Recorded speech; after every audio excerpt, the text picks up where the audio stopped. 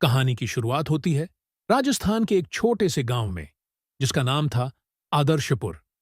इस गांव के पास एक घना जंगल था, जिसे गांव वाले भूतिया जंगल कहते थे। कहते थे कि उस जंगल में रात के समय अजीब अजीब आवाजें आती थीं और कई लोग वहां से गायब हो चुके थे। गांव में एक युवक था, जिसका नाम था अजय। अजय को रोमांच और रहस्यों में बहुत दिलचस्पी थी। एक रात, जब गांव में पूरी तरह सन्नाटा था, अजय ने तय किया कि वह इस भूतिया जंगल के रहस्य को सुलझाएगा। उसने अपनी टॉर्च और एक छोटा सा चाकू लिया और जंगल की ओर चल पड़ा। जंगल में कदम रखते ही अजय ने महसूस किया कि यहाँ का माहौल बेहद भारी और डरावना है।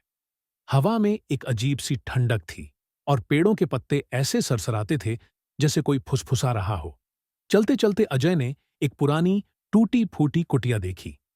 उसने सोचा कि शायद यहाँ कुछ सुराग मिल सके। कुटिया के अंदर घुसते ही अजय ने देखा कि दीवारों पर अजीबोगरीब चित्र बने हुए थे। तभी उसे पीछे से किसी के चलने की आवाज सुनाई दी। उसने मुड़कर देखा, लेकिन वहां कोई नहीं था। अजय ने सोचा कि यह उसकी कल्पना हो सकती है, लेकिन तभी उसे एक औरत के रोने की आवाज सुनाई दी। उसने आवाज की दिशा में चलना शुरू किया।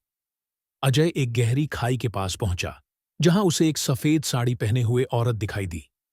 वह औरत हवा में तैर रही थी और उसकी आंखें लाल चमक रही थीं। अजय के शरीर में एक सर्द सिहरन दौड़ गई। उस औरत ने अजय की तरफ इशारा करते हुए कहा, "यहां से चले जाओ, वरना तुम भी मेरे जैसे हो जाओगे।" अजय ने डरते डरते पूछा, "तुम कौन हो और यहां क्या कर रही हो?" औरत ने कहा, "मैं इस गांव की ही थी। सालों पहले इस जंगल में मेरे साथ बहुत बुरा हुआ। मुझे मार दिया गया और तब से मेरी आत्मा यहां भटक रही है। जो भी इस जंगल में आता है, वह कभी वापस नहीं जाता।" अजय ने हिम्मत जुटाते हुए कहा, "मैं तुम्हारी मदद करना चाहता हूं। कैसे मैं तुम्हारी आत्मा को शांति दे सकता हूं?"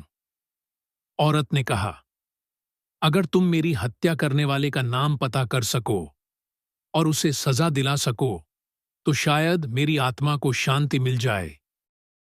अजय ने गांव लौटकर उस समय के पुराने लोगों से बात की और काफी खोजबीन के बाद उसे पता चला कि उस औरत का नाम राधा था और उसकी हत्या गांव के ही एक व्यक्ति रघु ने की थी। अजय ने पुलिस को इसकी जानकारी दी और रघु को गिरफ्तार करवा दिया। कुछ दिनों बाद अजय फिर से उस जंगल में गया और उसने देखा कि वह औरत अब मुस्कुरा रही थी। उसकी आत्मा को शांति मिल गई थी। अजय ने राहत की सांस ली और गांव लौट आया। इस घटना के बाद भूतिया जंगल का नाम बदलकर राधा का जंगल रख दिया गया और अब वहां कोई भी अजीब आवाजें नहीं सुनाई देती थीं। गांव वाले अजय की बहादुरी की सराहना करते नहीं थकते